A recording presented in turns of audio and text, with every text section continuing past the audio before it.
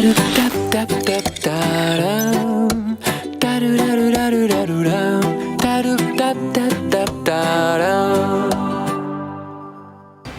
ara, ja que xerrant de garroves, avui hem visitat una cooperativa que tenen com a producte estrella la garrova i el garroví.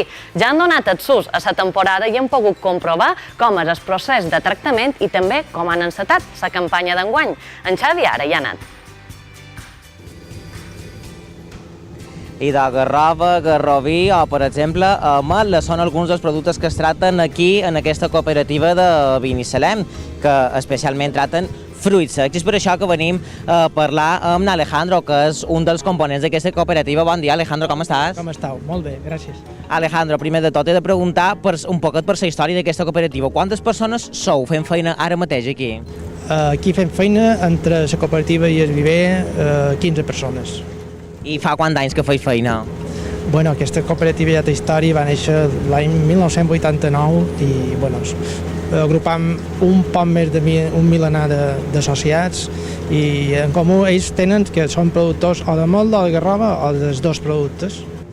Val, i per exemple, Alejandro, aquí veiem que teniu un bon grapat de garroves, però és que dins la nau teniu una altra. Per què ets separeu d'aquesta manera? Bueno, perquè aquests tenen la certificació de garrova ecològica i no els podem mesclar. Perfecte, Alejandro, i de si t'apareix ara anem de dins per veure com és la garrova un poc més desgranada. Perfecte. I doncs ja estem aquí de dins i mireu, perquè aquí tenim un trossejat de garrova i li volem demanar a Alejandro. Alejandro, aquest trossejat de garrova, per què s'utilitza?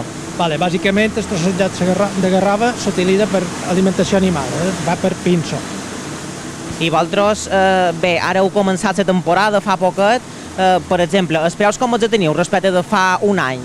Bueno, els preus respecte a l'any passat van a l'alça, en torn un 20, un 25% més que l'any passat, que ja era un preu de rècord. I feis molta exportació, per exemple, a nivell internacional?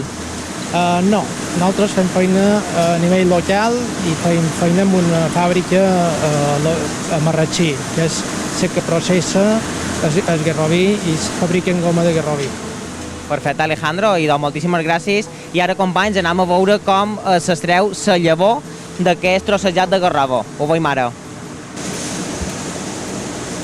I doncs ja estem pràcticament en el procés final de producció d'aquesta garrova. Ara, per exemple, tenim aquí en Alejandro, que està agafant les llavors, que és el que diríem el garroví. Alejandro, aquesta llavor, per què se fa servir? D'aquesta llavor s'extreu la goma de garroví, és per alimentació humana, i la podem trobar en multitud de productes que tenim a casa nostra, en el nostre rebot. Ja siguin confitures, formatges d'untar, gelats, és un espessant totalment natural i ho trobam a multitud de productes. I, per exemple, Alejandro, aquest garroví és diferent del que és la garrova completament. Se va més cara, no, Albera? Efectivament, el que dona preu a la garrova és el garroví, que cotitza a preus molt elevats. Perfecte, Alejandro, i doncs moltíssimes gràcies per atendre els 5 dies. Encantat, tornar quan vulgueu. Gràcies, i doncs, companys, ja ho heu vist, aquest és el procés mitjançant el qual es tracten les garroves en aquesta cooperativa de Binissalem, que són 12 persones fent feina, i la temporada acaba de començar. Bueno, el manco un producte nostre al carret.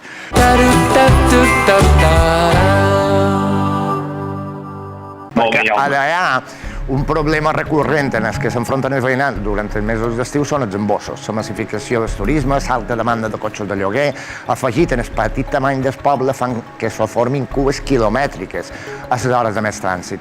El nostre company Xavi ara ha xerrat amb Sobalda sobre aquest tema. I d'avui hem vengut fins aquí, fins a d'allà, ja que si la setmana passada parlàvem dels talls i les restriccions que afectaven el consum d'aigua, una altra de les queixes dels veïnats i de molts de residents és el problema que pateixen especialment amb els embossos de cotxes. I és per això que avui tenim el plaer de tornar a saludar el batlle Lluís Apasteguia. Bon dia, com estàs? Hola, molt bon dia, moltes gràcies per ser aquí. Mem, Lluís, primer de tot, vosaltres com viviu aquesta situació de col·lapse i de sobrepoblació, m'atreviria a dir, quasi?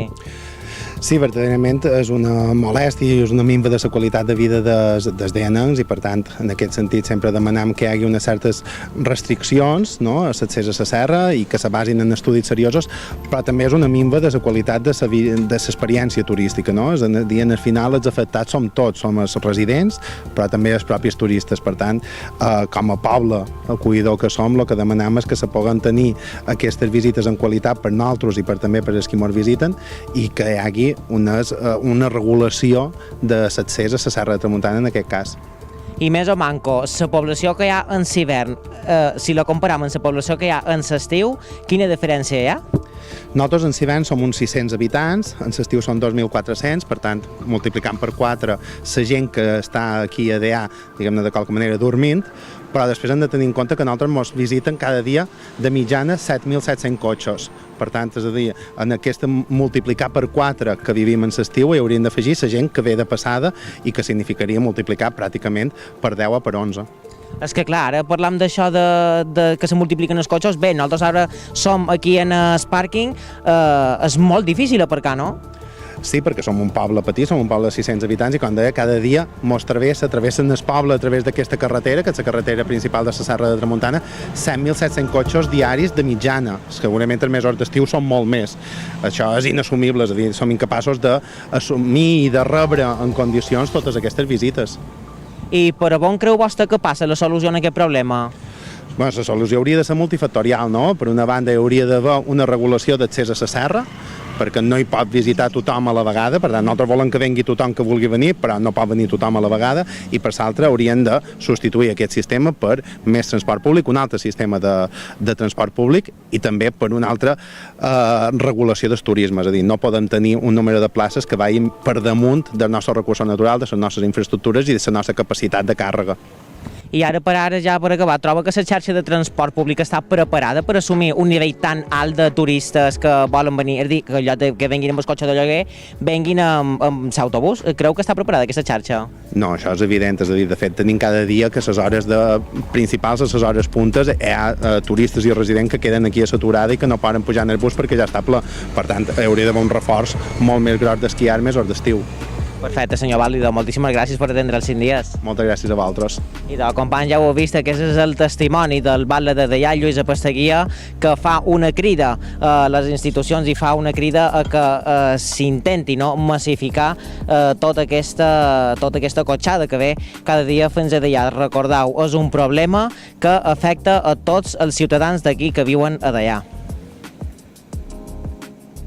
Sí, per exemple, avui per arribar potser te pot tirar mitja hora per si passa un camió en el bus dels principals pobles aquí en el centre. No son atascos de coches en sí mismos, sino más bien de producto de toda esta gente que hay junta. Sí, ayer por ejemplo volviendo de Puerto Sóller estuvimos casi una hora de atasco. No nos hemos encontrado con mucho atasco, pero sí que sabemos por nuestros familiares que viven aquí que existe ese momento. Hombre, pues en principi mirar de llogar menys cotxes a Mallorca i diu menys cotxes i utilitzar més el transport públic. Pero yo supongo que será una cuestión de que se prepare, porque al final el turismo es bueno, sobre todo ahora en verano, ¿no? Porque el invierno será muy duro aquí. No es favorable en cuanto al tráfico, que es lo que me estás diciendo, pero bueno, también económicamente hablando, sí que creo que le viene bien a la zona.